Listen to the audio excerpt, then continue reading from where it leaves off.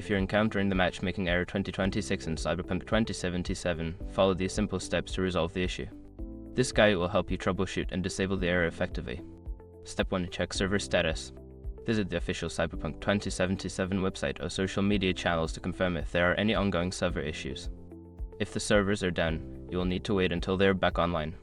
Step 2. Restart your game. Close Cyberpunk 2077 completely and restart it. This can help refresh the connection to the servers and may resolve temporary issues causing the error. Step 3. Update the game.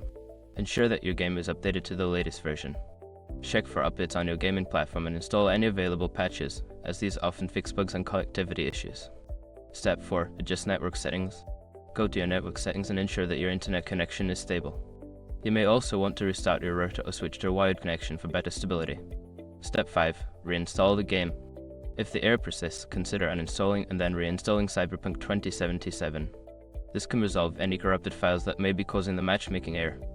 By following these steps, you should be able to disable the Matchmaking error 2026 and enjoy your gaming experience.